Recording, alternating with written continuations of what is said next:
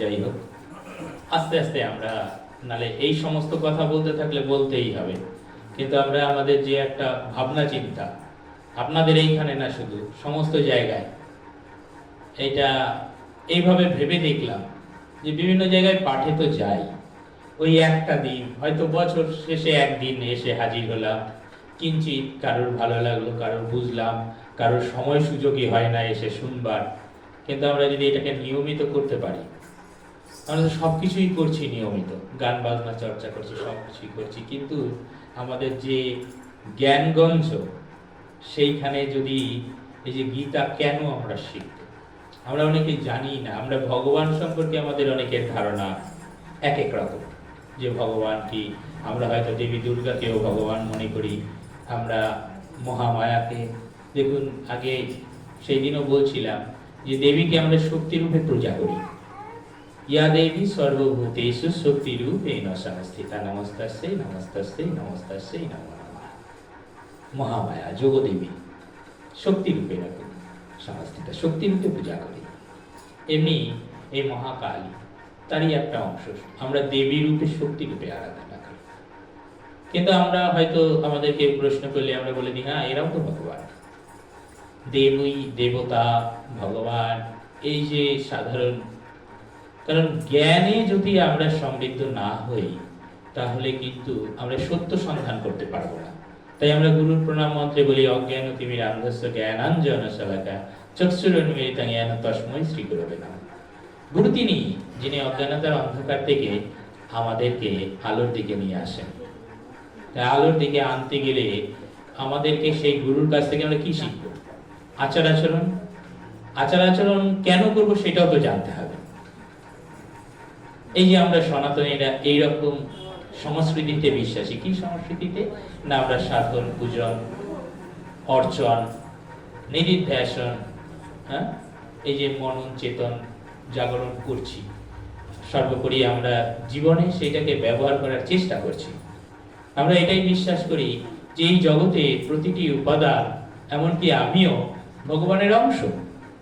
ভগবান এই জগতের স্রষ্টা, ভগবান এই জগতের পালনকর্তা, ভগবান এই জগতের সংহারকর্তা। ভগবান মানে সবার মালিক, সবকিছুর মালিক, এই জগতের মালিক। কারণ ভগবান স্বয়ং গীতাতে বলছেন, তিনি যুগে যুগে অবতীর্ণ হন সৃষ্টির পালনের জন্য, দুষ্টের দমনের জন্য, সাধুকে পরিত্রাণ করবার জন্য, অসাধুকে বিনাশ করবার জন্য, তাই না? তাহলে যদি তাই হয়, ভগবান তাহলে পালনকর্তা। আমরা এও জানি যিনি বিষ্ণু পালনকর্তা, তাই না? ব্রহ্মা বিষ্ণু মহেশ্বর, ব্রহ্মা রূপ দান করেছেন, বিষ্ণু পালন করছেন, আর মহেশ্বর সংহার করছেন। এই যে ভগবানের আদি অংশ, সৃষ্টি স্থিতি বিনাশ, ওম অ উ ম, এই যে স্বরবর্ণ, দেখুন তো, আমি যদি আপনাদের কাছে এখন প্রশ্ন রাখি, কম বেশি সবাই তো আমরা স্কুল কলেজে গেছি, প্রথমে কি শিখেছি? স্বরবর্ণ। আমি আমার স্কুল জীবনে মাস্টারমশাইকে প্রশ্ন করেছিলাম এবং অনেকদিন পর্যন্ত সেই প্রশ্নের কোনো উত্তর পাইনি। পরে যখন শিবপুরাণ পড়লাম, তারপর পেলাম যে এই যে স্বরবর্ণ, অ, স্বরয়, স্বর আ, হ্রস্ব ই, দীর্ঘ ই, এইগুলো এইরকম আকৃতি কেন, এবং এইগুলোর অর্থ কি? এই বর্ণমালা দিয়েই তো আমাদের সবকিছু। এই যে বলছি অ উ ম, সৃষ্টি স্থিতি বিনাশ, ও প্রথম ধ্বনি। আমরা যা কিছু করি, যত পূজা অর্চনা করি, কি বলি? ওম তৎসৎ বা হরি ওম। এই ওম, এই ওম শব্দটার অর্থ কি? বা এই যে হরি, হ র ই, এরই মানে কি? এই হ অর্থাৎ সৃষ্টি, র অর্থাৎ স্থিতি, আর ই অর্থাৎ বিনাশ।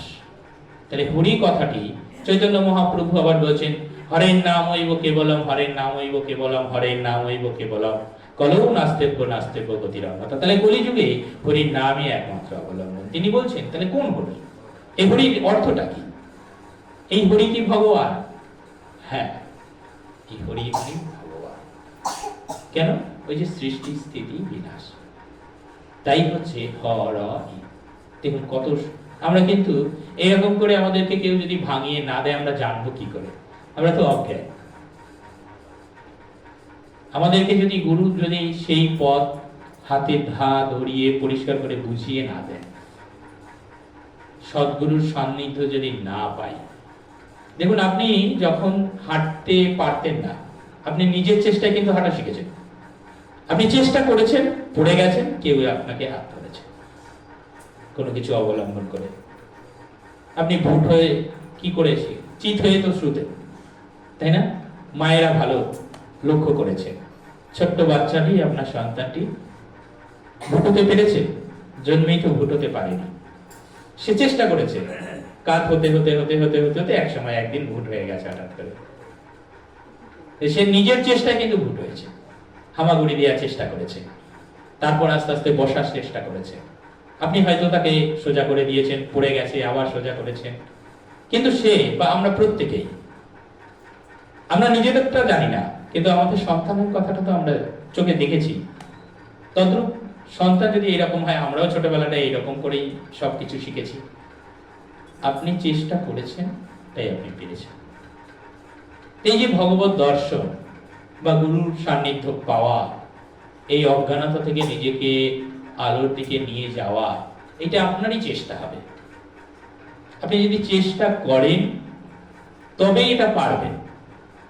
আজকে একদিনে তো আপনাদের সান্নিধ্য পাচ্ছি, এই যে বড় আনন্দ, তা তো নয়। চেষ্টা করতে হয়েছে, নিরন্তর চেষ্টা করতে করতে ভগবান স্বয়ংই কিন্তু কৃপা করে এই পথ দেখাচ্ছেন, তাই না? আমরা এই যে গান বাজনা করছি, একদিনে এই বাবাজি নিশ্চয়ই খোল বাজনা শেখেননি, এই বাবাজি একদিনে গান শেখেননি, বারবার নিরন্তর চেষ্টা করতে করতে। এই যে শ্লোক পড়া, এই যে বর্ণ শেখা, শব্দ সুর তাল লয় ছন্দ দিয়ে এগুলো শিখতে হয়েছে। তাহলে আমরাও চেষ্টা যদি করি, ভগবান বলছে তুমি চেষ্টা করো, এই চেষ্টাটাই তোমার করো, চেষ্টা করতে করতে একদিন পারবে। আর এই চেষ্টাটা আমরা হারিয়ে যাই। আমরা এই জগতে কেন এসেছি? এই জগতে এসেছি আমরা জগৎকে লালন পালন করে সুন্দর রাখবার জন্য। কারণ যা সত্য তার শিব এবং তার সুন্দর, সত্যম শিবম সুন্দর। তাই আমরা প্রত্যেকে কিন্তু সুন্দরের পূজারী। আমরা সুন্দর জিনিসকে সবাই পছন্দ করি। কেন পছন্দ করি? কারণ যা সুন্দর তাই সত্য এবং তাই শিব, তাই শান্ত। আমরা ভগবত দর্শন কিরকম পাবো? ভগবান দর্শন এই যে মূর্তিতে কখনো ভগবানকে পাবো? ভগবান স্বয়ং বলছেন না। তবে আমরা কেন বানাই, কেন তাকে পূজন করি, কেন এরকমই সাজাই? কারণ তাকে ভালোবাসি, তাকে সুন্দর রাখবার চেষ্টা করি। এই যে বৃন্দা দেবীকে আমরা আচমন করি, বৃন্দা দেবীকে প্রদক্ষিণ করি, কারণ এই বৃন্দা দেবী হচ্ছেন একটি রূপক অংশ। বৃক্ষের মধ্যে বিরাহা এর ঔষধি গুণ, এ অনেক গুণে গুণান্বিত। আমাদেরও সমাজে যারা প্রচুর গুণে গুণান্বিত হয়, ভালো গুণ, তারা বেশি সমাদৃত, তাই না? কাজেই আপনি যদি অনেক গুণে গুণান্বিত হন, তাহলে আপনি সমাদৃত হবেন। তাই এই জগতে দেখুন, যা কিছু ভালো তাকে কিন্তু আমরা পূজন করি। কলার মধ্যে সবচেয়ে সেরা কলা, সেই কলাটাই আমরা পূজা করি, তাই না? ভগবানকে নিবেদন করি তাকে। কত রকম, কত প্রকারের কলা আছে, কত নদীর জল আছে, কিন্তু আমরা গঙ্গা জল দিয়েই সমস্ত। কেন? এতটাই পবিত্র, সেরা। আমরা জগতে এইরকম খুঁজি, কারণ সেরা বা যা সুন্দর তাকেই আমরা ভগবানের অংশ হিসেবে। এত বৃক্ষ আছে, বট বৃক্ষকে কেন আমরা পূজা করি? কারণ এর মতন জগতে অন্য বৃক্ষের আর এত গুণ নেই। একবার ভেবে দেখুন, আমরা কিন্তু প্রকৃতিকে পূজা করি, আমরা কোনো মূর্তিকে কিন্তু পূজা করি না। দেখুন, আপনি সেরা ফুলটা তুলছেন, সবচেয়ে কোমল তৃণ দুর্বা, তাকে আপনি পূজা দিচ্ছেন, তাকে তুলে তাকে ভগবানের চরণে নিবেদন করছেন। ভগবানের চরণে নিবেদন করা মানে, ভগবান তো প্রকৃতি।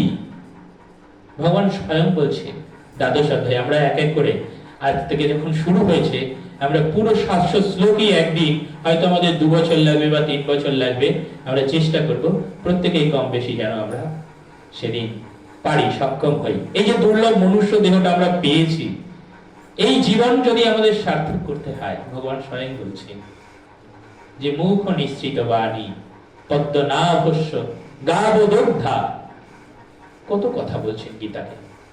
গীতার মাহাত্ম্য যদি আমরা পড়ি, দেখব গীতাকে কিভাবে ভগবান বা গীতা ভাষ্যকাররা গীতাকে কিভাবে সমাদর করছে, কিভাবে তাকে নিয়ে ভাবছে। এখনো দেখুন ভারতবর্ষের এখনো বিচার ব্যবস্থায় এমন গ্রন্থ একে প্রামাণ্য ধরা হয়, এই অন্য গ্রন্থকে তো প্রামাণ্য ধরা হয় না, তাহলে সেই গ্রন্থটা কেন আমরা জানবো না? একে বলা হচ্ছে জীবনের ম্যানুয়াল। মানে একটা মোবাইল ফোন, একটা টিভি বা একটা কম্পিউটার কিনলে দেখবেন তার সঙ্গে একটা ছোট্ট বই দিয়ে দেয়, তাই না? কেন? কারণ সেই যন্ত্রটা যাতে ভালোভাবে চালানো যায়, তার প্রত্যেকটা ভালোভাবে তাকে অপারেট করার জন্য তার বৈশিষ্ট্যগুলোর মধ্যে লেখা আছে। তাহলে এই যে মানুষ, এই যে সুন্দর দেহটা নিয়ে আমি পৃথিবীতে এসেছি, এই দেহটা তো আমি নই, এই দেহটা কিন্তু আমি নই। যদি আমি ভাবি তাহলেই আমরা ভুল করবো, আমরা মূঢ়তার পরিচয় দেব। কারণ এই দেহটা আমার খাঁচা। আমি কোনটা? আমি একটা সত্যি আত্মা। অহম ব্রহ্মাস্মি, আমি ব্রহ্ম। এই অহম ব্রহ্মাস্মি কথাটার অর্থ হচ্ছে আমি ব্রহ্ম, অহম ব্রহ্মাস্মি, সংস্কৃত কথা। আস্তে আস্তে আমরা যদি চর্চা করি সংস্কৃতের ব্যাকরণ, সংস্কৃত ভাষা, শুনলে আমরা বুঝতে পারবো, বলতে না পারি কিন্তু বুঝতে পারবো। যেমন হিন্দি শুনতে শুনতে আমরা বুঝতে পারি, তাই না? এই সংস্কৃত শুনতে শুনতে বুঝতে পারবো। আসবে আপনারা মঙ্গলবার করে অবশ্যই আসবে, অন্যান্য বারও যেমন কীর্তন করে। যদি কোনো বিপদে না পড়ি বা কোনো রকম সমস্যা না হয়, চেষ্টা করবো। বিভিন্ন জায়গায় তো প্রতিদিন চালু হয়ে গেছে কার্যক্রম, আজকে থেকে আপনাদের এখানে ঘোষণা দিচ্ছি, বিভিন্ন জায়গায় শুরু হয়ে গেছে। কারণ জগতে আমরা কেন এসেছি কেউ জানি না, কি করতে এসেছি, আমার দ্বারা এই জগতের কতটুকু উপকার হতে পারে আমরা কেউ জানি না। কিন্তু ওই যে খানিক আগে উদাহরণস্বরূপ বললাম যে আমরা ভূত হওয়া শিখেছি, তাও আমার নিজের চেষ্টায়। আমরা প্রত্যেকেই তাই করেছি। আমরা হাঁটতে শিখেছি আমাদের নিজের চেষ্টায়, আমরা কথা বলতে শিখেছি নিজেদের চেষ্টায়। এই যে কার্যক্রম, যে কার্যক্রমে হয়তো ভগবান পাঠিয়েছে, সেটাকে সফলভাবে রূপায়িত করবার জন্য, বাস্তবায়িত করবার জন্য আমার নিজেকে চেষ্টা করতে হবে। হয়তো একদিন চেষ্টা করতে করতে দেখা যাবে আজকে এ পাড়া, কালকে ও পাড়া, পরশু ও পাড়া, এরকম করতে করতে এই যে ভূমিতে আমাকে পাঠানো হয়েছে, সেই ভূমিটা সেই দেখতে দেখতে তার পরিমণ্ডল বাড়বে। আজকে গৌরাঙ্গ মহাপ্রভু এসেছিলেন নবদ্বীপে। শুধু কি নবদ্বীপ, সারা পৃথিবীকে তিনি মাতিয়ে গেছেন। মাত্র 39 বছর বয়স। আগের দিন ওনার জন্মদিনে আমরা কত গল্প শুনেছি ওনার সম্পর্কে, আপনারা যারা ছিলেন শুনেছেন। আবার কোন দিক সম্ভবপর হলে সেগুলো শোনাবো, চর্চা চলবে, আমরা প্রত্যেকেই শুনবো। শুধু শুনবো না, আমরা পারলে প্রত্যেকেই কম বেশি অন্তত এই জীবনে এই যে মনুষ্য, দুর্লভ মনুষ্য দেহ পেয়েছি, যত সাধন পূজন করি, অন্তত গীতা গ্রন্থটা যেন জীবনে একবার অধ্যয়ন করে বুঝবার চেষ্টা করি। শুধু পড়ে গেলাম তা নয়, তার যদি 2-4টে অধ্যায় আমরা বুঝতে পারি, তৃতীয় অধ্যায় যদি বুঝতে পারি যে আত্মা কি, আমি কে, এই যদি বুঝতে পারি, জীবনে অর্ধেক দুঃখ কষ্ট আপনাকে নিজেকে মনেই হবে না। বলে সংসারের এই সমস্ত ঝামেলা, এই সমস্ত বিষয়, এই সমস্ত মায়া, এইগুলো আপনার মনে হবে। যারা বানপ্রস্থ বা সন্ন্যাসে যাচ্ছে, বয়সের এই যে আশ্রম অনুযায়ী এই অনুভূতিগুলো আপনাদের মনে হবে, কি করেছি এতদিন, সংসার কাদের জন্য করেছি। এই যে গানে আমরা শুনছিলাম না, যে এই যে দিনকে, এই দিন হে দয়াল দিন, কি কথাগুলো আমার অতটা ভালো করে শোনা হয়নি। যে তুমি জানো সামনে এসে দাঁড়াও, উদ্ধারের জন্য দাঁড়াও। দেখুন তারা তত্ত্বদর্শী। যিনি এই গানটা লিখেছেন তিনি কিন্তু অনুভব করেছেন আসল সত্য কি, সনাতনী সত্যটা কি, চিরন্তন সত্যটা কি। তেনাকে কিন্তু উপলব্ধি করতে হয়েছে, তারপর তার কলমে কিন্তু এই গানটা, এই কথাগুলো বসেছে, উপলব্ধি করেছে। তো ভগবত দর্শন মানে উপলব্ধি, এটা আমাদের মানতে হবে। যদি না মানি, আমরা যদি শুধু অনর্থক তর্ক বিবাদে যাই, আমরা কিন্তু কখনোই উপলব্ধিতে ধরা দিতে পারবো না। কারণ একটা দূরত্ব, একটা স্কেল, সে কতটুকু, বা একটা বাটখারা তার ওজন কি হবে, একটা পাথরের লোহার একটা টুকরো, তাই না? সেটা কিন্তু আমরা ধরে নিই যে না, ওই গ্রিনিসে রাখা আছে এতটুকু দূরত্ব, সেইটা 1 মিটার বা 1 গজ বা 1 ফুট, আমরা সেইটাকে প্রমাণ ধরে নিয়ে সারা পৃথিবীতে না, এইটুকু দূরত্বের সঙ্গে এর সঙ্গে এটা তুলনা করে আমরা ধরে নিচ্ছি যে না, এইটাই সব জায়গায় এইটুকু মাপ হলে এটাকে 1 মিটার বলবো বা 1 ফুট বলবো, তাই না? তাহলে আমাদেরও কিন্তু এই যে জগতে আমরা এসেছি, আমাদের কোনো না কোনো একটা জায়গায় মানতেই হবে যে এই জগৎ কেউ না কেউ তো সৃষ্টি করেছে। আমাকে যেমন আমার মা বাবা সৃষ্টি করেছেন, এই জগৎটাও তো কেউ সৃষ্টি করেছেন, তার মা বাবা, তার মা বাবা, তার মা বাবা, এই করতে করতে আদি পিতা আদি মাতা রূপ দিয়েছেন ব্রহ্মা, প্রাণ দিয়েছেন স্বয়ং শ্রীহরি মানে বিষ্ণু, আবার প্রাণ কেড়ে নিচ্ছেন মহাদেব, দেবাদিদেব। দেখুন, এই তো সৃষ্টি, স্থিতি, বিনাশ, এরই মধ্যে আমরা আছি, সমসারে আছি, সংসারে আছি। সংসারের কথাটা সন্ধি বিচ্ছেদ করলে আর সমসার। তাহলে সম মানে জন্ম, সার মানে মৃত্যু, মানে একটা সৃষ্টি আর একটা বিনাশ, ধ্বংস। আমি আপনি কেউ কিন্তু মরবো না। আমরা যদি মনে করি আমি তো একদিন মরে যাব, আমি আপনি কেউ কিন্তু মরবো না, কারণ আমরা অমৃতের সন্তান, অমৃতস্য পুত্রা। তাহলে মরবে কে? দেখি তো শ্মশানে নিয়ে যাচ্ছে, পুড়িয়ে দিচ্ছে, কেউ তো মরছে, এই দেহটা মরছে। এই খাঁচাটা বিকল হয়ে যাবে, কারণ খাঁচাটা ছিল তো এইটুকু, হ্যাঁ, তার থেকে এত বড় হয়েছে, তাহলে তো এই যে বাড়ছে, তাহলে তো আবার তো তাকে শেষ হতে হবে, ধ্বংস হতে হবে। কিন্তু আমি আপনি প্রত্যেকে আমরা আত্মা, আমরা শক্তি, আমরা এই খাঁচা ছেড়ে আরেক খাঁচায় চলে যাব, এই খাঁচা ছেড়ে আরেক খাঁচায় চলে যাবো। এই খাঁচাটা এই যে বিকল হচ্ছে, আস্তে আস্তে অচল হচ্ছে। জামাটা পুরনো ছেঁড়া হয়ে গেলে বলছে শরীরানি জীর্ণানি বস্ত্রানি, শরীরটা জীর্ণ বস্ত্রের মতন পুরনো হয়ে গেলে ফেলে দেবো। তাদ্রুপ এই খাঁচাটাও যখন আর চলতে পারবে না, এই খাঁচাটার চোখটা যখন আর দেখতে পারবে না, কানটা যখন শুনতে পারবে না, হাতটা আর কাজ করতে পারবে না। আগের দিন বলছিলাম এখানেই যে আমাদের 5টা জ্ঞানেন্দ্রিয়, চক্ষু, কর্ণ, নাসিকা, জিহ্বা, ত্বক, 5টা কর্মেন্দ্রিয়, বাক, হস্তযুগল, পদযুগল, পায়ু, গুহ্য।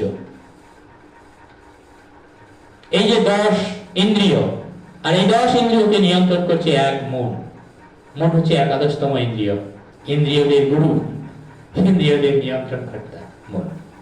আপনি বসে আছেন এখানে, আপনি এক্ষুনি যদি ভাবেন যে এই টিভিতে সিরিয়ালটা এই সময় কি যেন চলছিল, মনটা চলে যাবে এই সিরিয়াল এসে, মুহূর্তের মধ্যে চলে গেল। আপনি ভাবলেন যতক্ষণ, ততক্ষণে আপনার চলে গেল।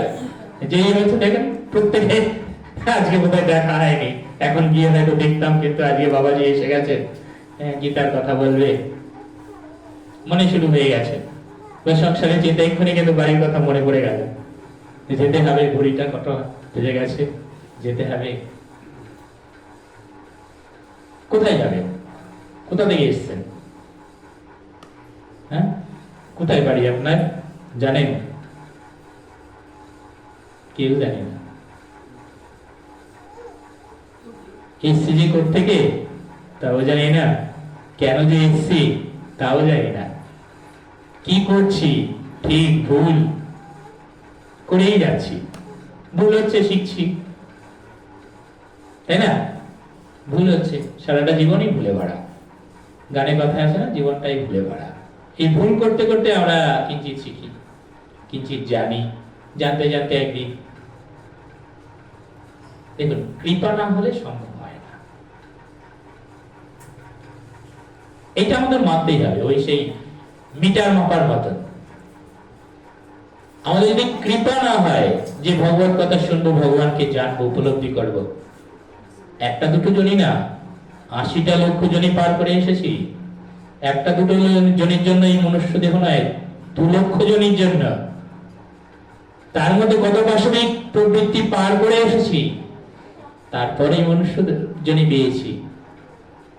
তারপরেও যদি আমাদের কর্ম সুকর্ম এগুলো যদি আমাদের চেতনায় না ধরা পড়ে, একটা মজার বিষয় দেখুন। আপনি এটা ভাবতেই পারেন, তাহলে ভগবান এরকম দিয়েছে, ভগবান নিশ্চয়ই তাহলে আমাদের সবকিছু যখন তিনি তার হাতে ন্যস্ত, তাহলে আমাদেরকে দিয়ে এরকম কুকর্ম করাচ্ছেন কেন? সব ভালো ভালো কর্মই করাতে পারেন, তাই না? ভগবানই যখন সবকিছু করাচ্ছেন। কিন্তু কই, আপনি তো সবকিছু ভগবানের উপর ছেড়ে দিচ্ছেন না। খারাপ সময় প্রশ্ন করছেন ভগবানকে, ভগবান কেন করান? ভালো সময় তো ভগবানকে ডাকছেনই না। তখন তো বলছেন আমি তো ব্রহ্ম, হ্যাঁ আমি তো পারি সবকিছু করতে। যখন শুধু বিপদে পড়ছেন তখন ভগবান তুমি আমাকে বিপদে ফেললে কেন? তখন ভগবানকে প্রশ্ন করি। যখন বিপদ কেটে যায় তখন তো ভগবানকে প্রশ্ন করি না, তুমি কি করে বিপদটাকে মুক্ত করলে? ভগবান সবার মধ্যেই তো আছে, আমরা ভগবানের অংশ। তাই ভগবান যে আপনাকে নিয়ে সারাক্ষণ পড়ে থাকবে তার তো কোনো কথা নেই। আপনারা যদি 5-7টা ভাই বোন হন, মা বাবা কি সবসময় আপনাদের সবার খেয়াল রাখতে পারে? সমান খেয়াল রাখতে পারে? পারে না। যে যেমন কর্ম করবে তার তেমন কর্ম খেয়াল রাখবে, তাই না? যে সন্তান সুকর্ম করবে, সৎ পথে থাকবে, হয়তো মা বাবা তাকে নিয়ে বেশি ভাববে। তো হতে হয় না, আমরা তো মায়ার সংসারে।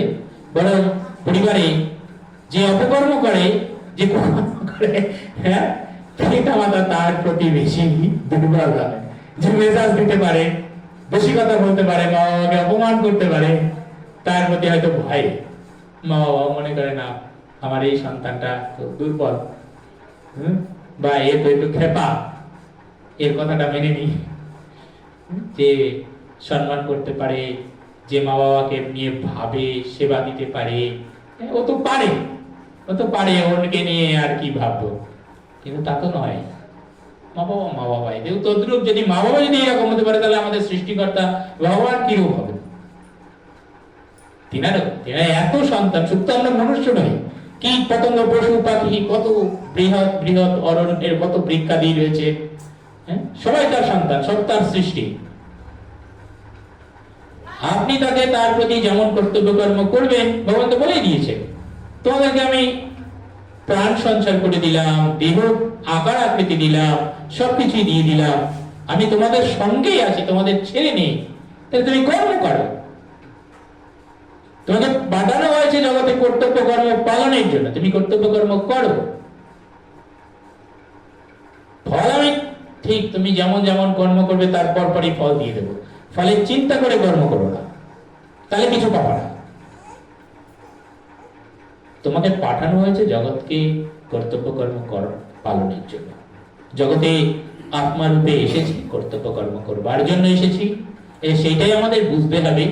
কারণ আমাদের দেখুন, অন্যান্য জীবেদের থেকে আমাদেরকে আলাদা করেছে, আমাদেরকে এত সুন্দর দেহ আকৃতি দিয়েছেন, সবকিছু দিয়েছেন, সঙ্গে আমাদের চিন্তা করার ক্ষমতা দিয়েছেন, কল্পনা করার শক্তি দিয়েছেন, ভাববার মতন ভাবনা দিয়েছেন, ভাবতে দিয়েছেন এই জগৎ কেমন, জগতের অন্যান্য পশু পাখি কীট পতঙ্গ সবকিছুকে আমরা লালন পালন করছি, আমরা সন্তানাদি জন্ম দিচ্ছি, তাদের পালন করছি, লালন করছি। তাই এই লালন পালনের উদ্দেশ্যে জগতে এসেছি। এই সমস্ত কথা আমরা শ্লোকে শ্লোকেও শিখব। লাগুক না 6 মাস, 2 বছর, 3 বছর, 4 বছর, 5 বছর লাগুক, যতদিন চলে। তার মধ্যে অনেকে হয়তো দেহ রাখবো, কিন্তু তাও তো কিঞ্চিত তো শিখে যাবো, হোক না। কারণ হয়তো এই উদ্দেশ্যে, কারণ কেউ জানি না, না হলে এই পথে চলছি কেন, চলবো কেন, আপনাদের মতন ভক্তের সান্নিধ্য কেন আসবো?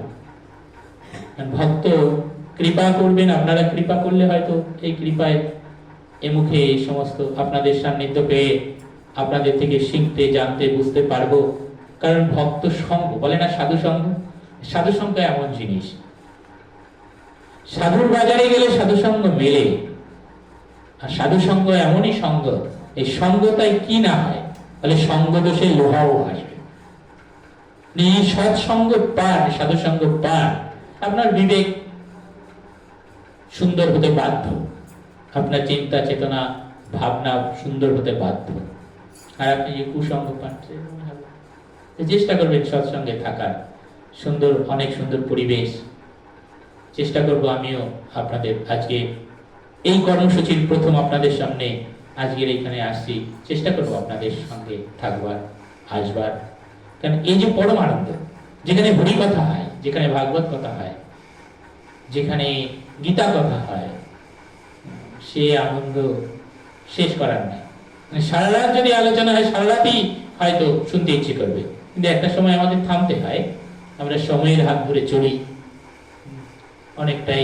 চেষ্টা করব খুব বেশি প্রথম দিন খুব বেশি নাই, হয়তো আস্তে আস্তে, কারণ আমরা যেহেতু কর্মসূচি গ্রহণ করেছি, অনেক দিন এগোতে হবে, অনেক দূর এগোতে হবে। আস্তে আস্তে চলা শুরু করি, পড়া শুরু করি। আসুন আজকে প্রণাম মন্ত্রটাই আমরা সবাই দেখি। হ্যাঁ, ওম, সবাই মিলে বলুন এইরকম সঙ্গে বলতে বলতে, ওই ভাবুন আমরা সেই প্রাইমারি স্কুলে সেই বর্তমান, হ্যাঁ, সেই ছালা বিছিয়ে বস্তা বিছিয়ে বসেছি। হ্যাঁ, মাস্টারমশাই আমাকে ওইরকম ভাবে না, আমি আপনাদের সন্তান তুললাম, সেই রকম ভাবে সবাই মিলে আমরা শিখব। হয়তো আমি উপলক্ষ এখানে উপলক্ষ আপনারাই কৃপা করেছেন, নাহলে আপনাদের সামনে পৌঁছাবো কেন? আপনাদের মনে সেই কৃপা ভগবানের প্রতি সেই এইভাবে পাওয়ার, কারণ অনেকদিন ধরে চেষ্টা করছেন। আপনারা হয়তো কারো মনে হয়েছে যে এরকম যদি কেউ আলোচক থাকতো, আমাদের ধরিয়ে দিত ভুল ভ্রান্তি গেলে, সবার মনেই হয় যেন আমিও শুধু খুঁজে বেড়াই। এই যা করছি, কেউ যদি হাত ধরিয়ে শিখিয়ে দিত, সেই রকম সদ্গুরু যদি সান্নিধ্য পেতাম, যেটুকু চলছি আরো হয়তো এই দম দেয়া ঘড়ির মতন আরেকটু যদি দম দিয়ে দিত, তাই না? এই দম দেওয়ার মতন আমাদের একদম দিয়ে পাঠিয়েছে, সেই দম দিয়ে চলছি। আবার কেউ কেউ মাঝে মধ্যে একটু দম দিয়ে দেয়, সেই রকম ভাবে চলি। এই হচ্ছে ব্যাপার। বলছি কি, ওম অজ্ঞান তিমিরান্ধস্য জ্ঞানাঞ্জন শলাকয়া চক্ষুরুন্মিলিতং येन तस्मै শ্রী গুরবে নমঃ। দেখুন, এই আমরা অনেকে বলি, কিন্তু গানের মধ্যে বলি, কিন্তু উচ্চারণ গুলো অন্যরকম করে। এখানে আমরা চেষ্টা করব সংস্কৃত শুদ্ধ উচ্চারণের এবং সুর দিয়ে দিয়ে। দেখবেন এই করতে করতে যখন কোনো কি জিনিস সঠিকভাবে উচ্চারিত হয় আর সঠিক সুর এবং ছন্দ তাল লাগে, সেটা অনেক শ্রুতিমধুর হয়। গানও তাই, এই কথাও তাই, গীতা পাঠও তাই। তারও তো একটা ছন্দ আছে, একটা সুর আছে, একটা তাল আছে। কারণ এই পুরো জগৎটা দেখুন সুর তাল ছন্দে চলেছে। আপনার হৃদয়টা, হার্টটা, সে যদি একবার ছন্দ কেটে যায়, হরি বল, সেও কিন্তু একটা সুরে, একটা ছন্দে, একটা তালে চলে। তার যদি ছন্দ পতন হয়, হরি বল হয়ে যাবে। তাই আমরা কেন তালে চলবো না? আমরা কেন সুরে ছন্দে চলবো না? প্রত্যেকটা জিনিসই একটা সুর আছে, একটা তাল আছে, একটা সৌন্দর্য আছে। সেইটা উপলব্ধি যে যেমন ভাবে করব, সেটাই তো তার ভগবত উপলব্ধি। ভগবান যখন সর্বত্র বিরাজ, সবকিছুতে বিরাজ করছে, তাহলে ভগবানকে পাওয়ার জন্য এই গান আছে না, যে আমি মন মন্দিরে খুঁজবো তোমায়, আমি এই মসজিদ মন্দির বা গোটাই যাবো না। হ্যাঁ, আমি মন মন্দিরে, হৃদয় মন্দিরে যদি একবার, কারণ হৃদয় মন্দিরে দেখুন, হৃদয়টা আপনার সবার আগে সক্রিয় হয়েছে এবং হৃদয়টাই সবার শেষে নিষ্ক্রিয় হবে। আপনার মাথা কাজ করছে না, দেহ চলবে, কিন্তু আপনার হৃদয় যদি বন্ধ হয়ে যায়, হৃৎপিণ্ড বন্ধ হয়ে যাওয়া মানে সব বন্ধ হয়ে যাওয়া একদম। তাই সেই মন অবস্থান করছে সেই হৃদয়ে। সেই হৃদয়ে যদি আমরা খুঁজবার চেষ্টা করি, ভগবানকে উপলব্ধি করবার চেষ্টা করি, কারণ ভগবান স্বয়ং বলছেন তার এই জগতের সমস্ত কিছু মধ্যে তিনি বিরাজ করছেন, তাহলে তাকে আমরা তো শুধু উপলব্ধিতে পেতে পারি। আত্মদর্শন, নিজেকে যদি খুঁজতে পারি, নিজেকে যদি আবিষ্কার করতে পারি, তাহলে তো ভগবত দর্শন হবে। কারণ ভগবান তো একটা সামগ্রিক 16 ঐশ্বর্যে পূর্ণ। কি কি 16 ঐশ্বর্য? 5টা কর্মেন্দ্রিয়, 5টা জ্ঞানেন্দ্রিয়, 5টা উপাদান আর মন। দেখুন হলো না 16টা? মানে একাদশ ইন্দ্রিয় আর 5টা উপাদান। এই একাদশ ইন্দ্রিয় আর 5টা উপাদান মিলে এই 16 কলা। যা কিছু দেখুন আমাদের মধ্যে তাই, কারণ আমরা তো ভগবানেরই অংশ, ভগবানেরই উপাদান। ভগবান ভাই আর তো কিছু নই, আমরা ভগবান নই কিন্তু ভগবানের তো অংশ। অমৃতস্য পুত্রা অহম ব্রহ্মাস্মি, ব্রহ্মই জ্ঞান, জ্ঞানই সত্য। তাই বলছে দেখুন, এই প্রথমে আমরা গুরু প্রণাম মন্ত্রের, গুরু কি?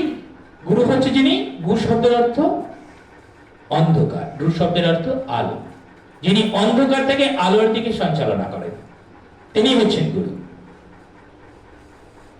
জগৎগুরু ভগবান। আর তার পরম্পরা অনুযায়ী আমরা মনুষ্য দেহ পেয়েছি, তাই মনুষ্য আমাদের কোনো গুরু হবে, শিক্ষা গুরু, দীক্ষা গুরু।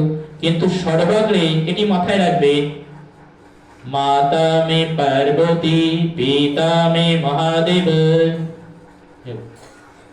শ্লোকে বলা হয় একদম, মাতা মে পার্বতী পিতা মে মহাদেব। মাতৃ পিতৃ বন্দনা সর্বাগ্রে। তাই বলছে মাতৃদেবায় নমঃ, পিতৃদেবায় নমঃ, আচার্যম দেবায় নমঃ। মাতৃবন্দনা সবার আগে, মায়ের চরণ পূজা সবার আগে পূজা পায় মা। কেন? জননী জন্মভূমি স্বর্গাদৌতি গরিয়সি, পিতা স্বর্গ পিতা ধর্ম পিতা হি পরমং তপ, পিতরি প্রীতিমাপন্নে প্রিয়ান্তে সর্বদেবতা। আর কিছু দরকার নেই, আপনি এই দুটো শ্লোকের মানে যদি আজকে বুঝতে পারেন, দেখবেন আপনার চিন্তা ভাবনা পাল্টে যাবে। যাদের মাতা পিতা বেঁচে নেই, জগতে জগতে নেই, তারা ভাবেন কি করেছি জীবনে। আর যারা মাতা পিতা হয়েছে তারা ভাবেন আমাদের সন্তান এটা কবে বুঝবে, কবে বুঝবে। মাতা মে পার্বতী, আর হচ্ছে জননী জন্মভূমি। জননী এবং জন্মভূমি দুটোই, যেখানে আমরা আছি, যে জন্মভূমিতে এই এত কিছু ফল বৃক্ষ পুষ্প পত্র সবকিছু আমরা যার উপর অবস্থান করছি, তার থেকে তো সবকিছু পাচ্ছি, জন্মভূমিতেই তো সবকিছু পাচ্ছি। প্রকৃতি, জননী এবং জন্মভূমি দুটোই প্রকৃতি।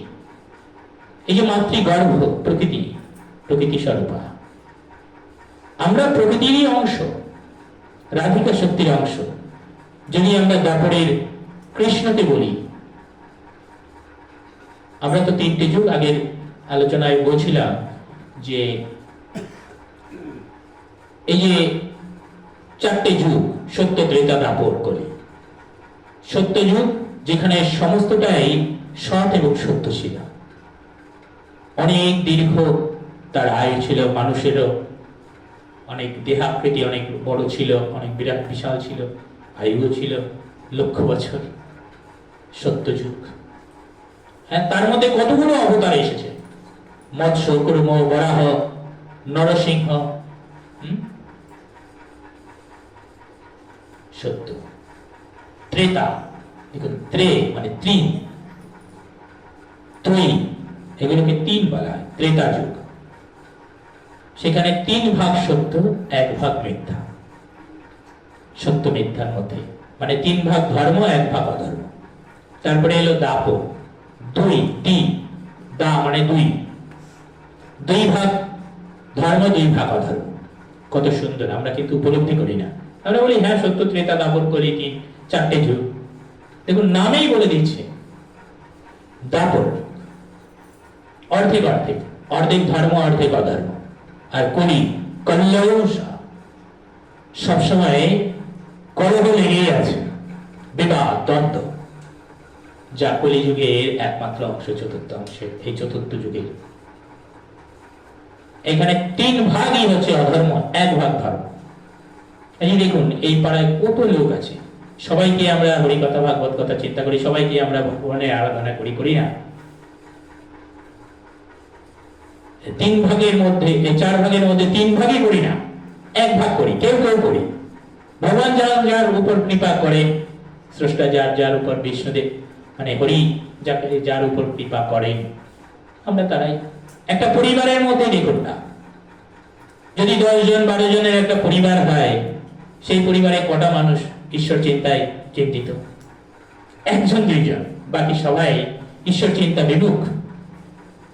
এটা আমাদের এই ধর্মরাজ অভিশপ্ত ধর্মরাজ এই বৃন্দাবনের কাছে অভিশাপ পেয়েছিলেন।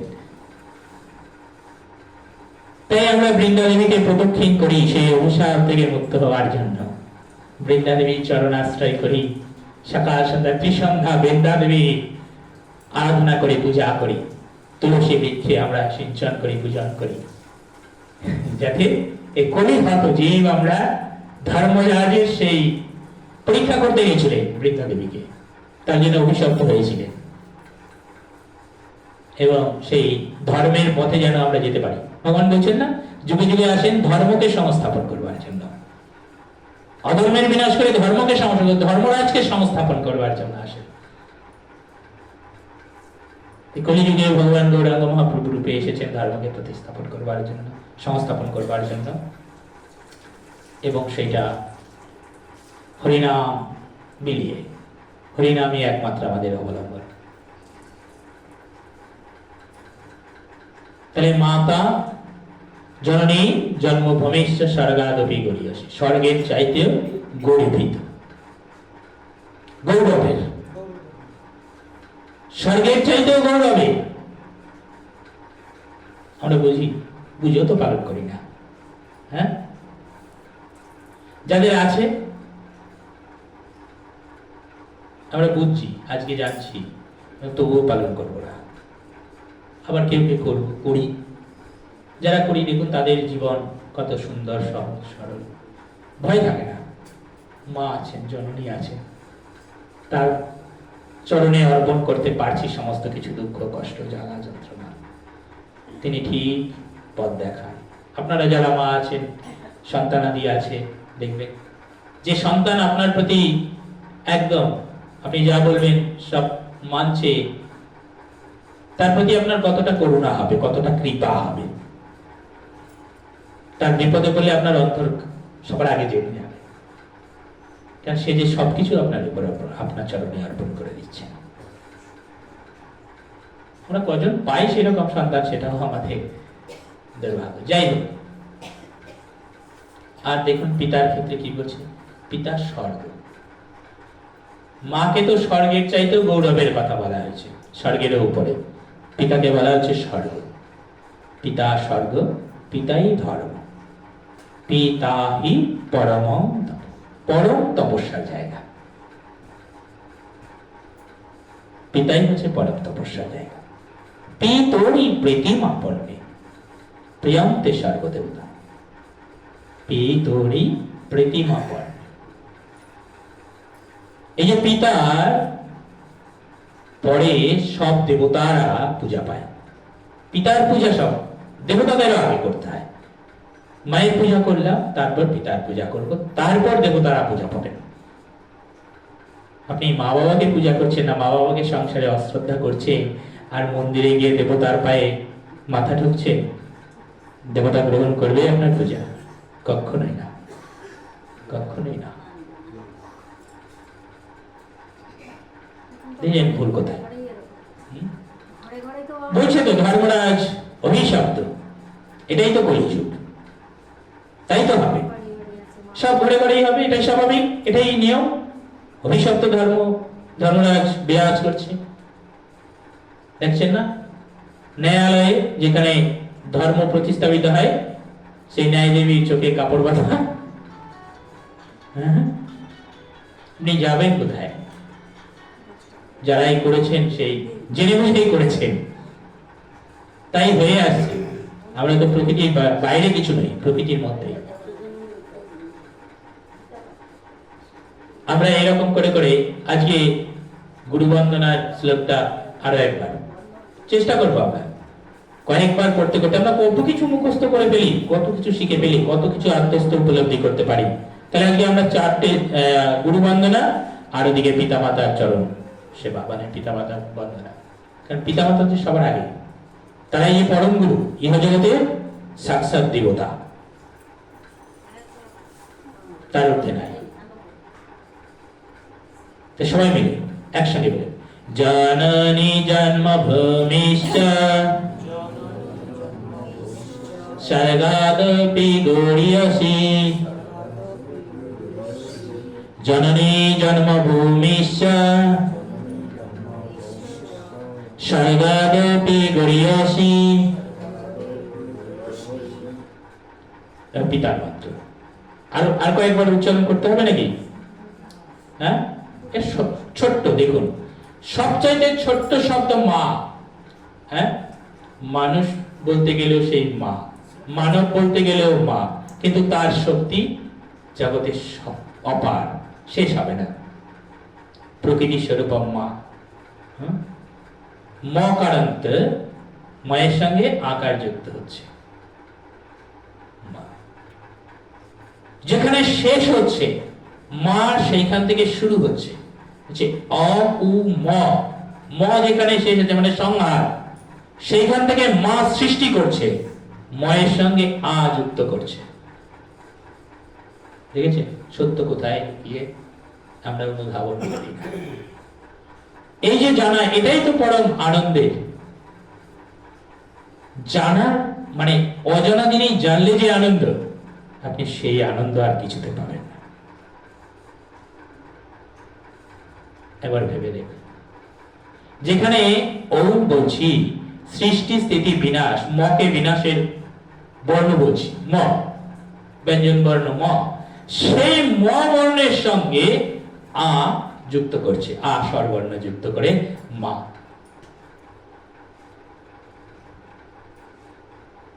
ভাবতে পারছেন? যেখানে সব শেষ হচ্ছে মা সেখান থেকে সৃষ্টি করছে, মা সেখানে ধারণ করছে।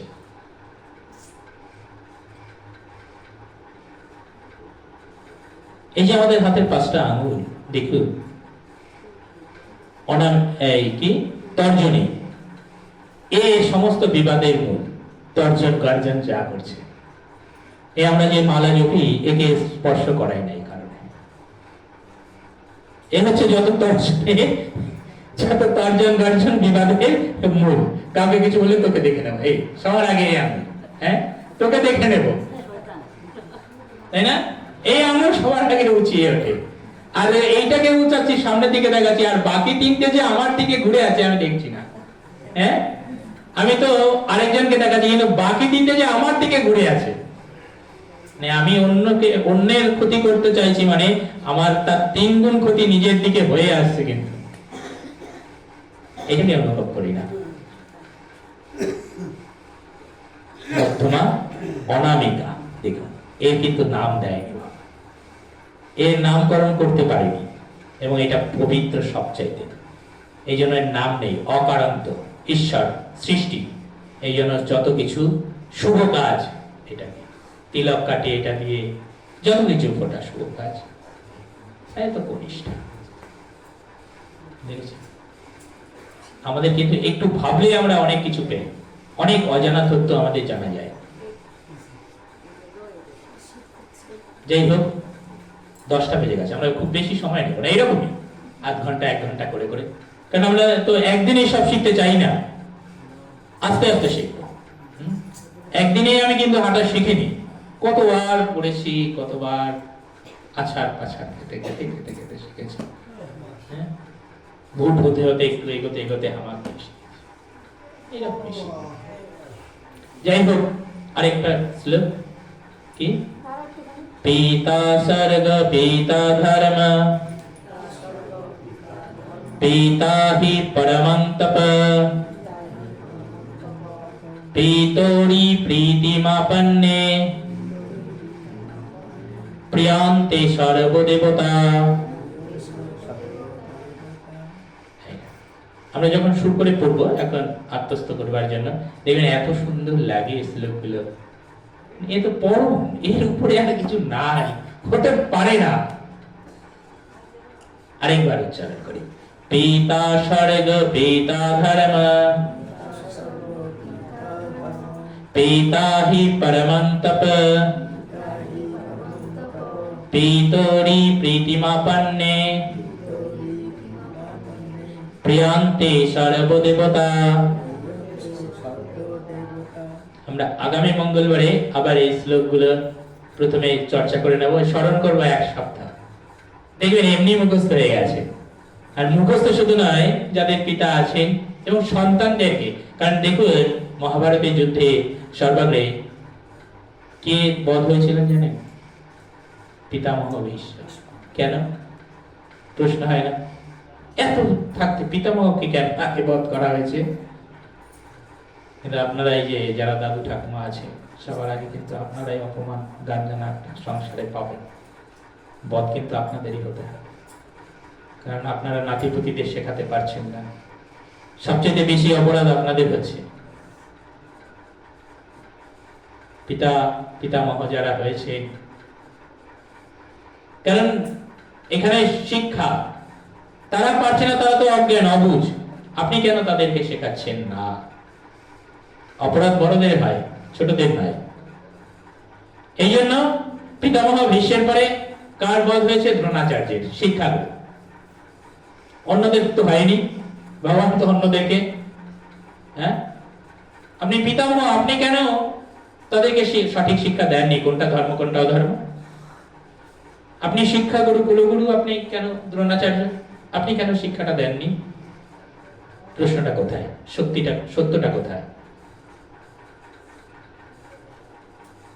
আপনি শিখতে পারেননি আপনার শৈশবে কৈশোরে, আপনার ব্রহ্মজ্ঞান ব্রহ্মচর্যায় হয়নি, তাই বলে আপনার পরিবারে যারা আছে, যারা ব্রহ্মচর্য গার্হস্থ্যতে এখনো প্রবেশ করেনি, ব্রহ্মচর্যে আছে, তাদেরকে এই জ্ঞানগুলো কেন দিচ্ছেন না? অপরাধটা কোথায় হচ্ছে?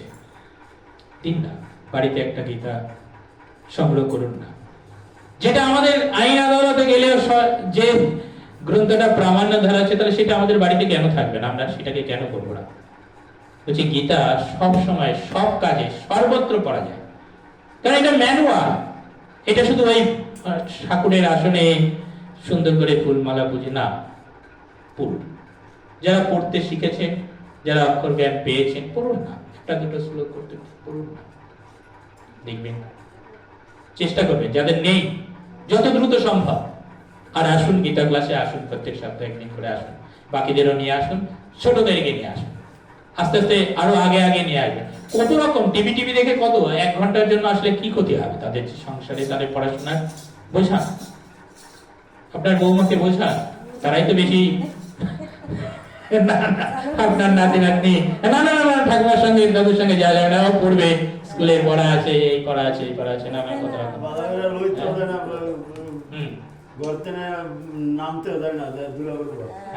না, এই অপরাধ কিন্তু হচ্ছে, আপনারা বেশি অপরাধী হচ্ছে।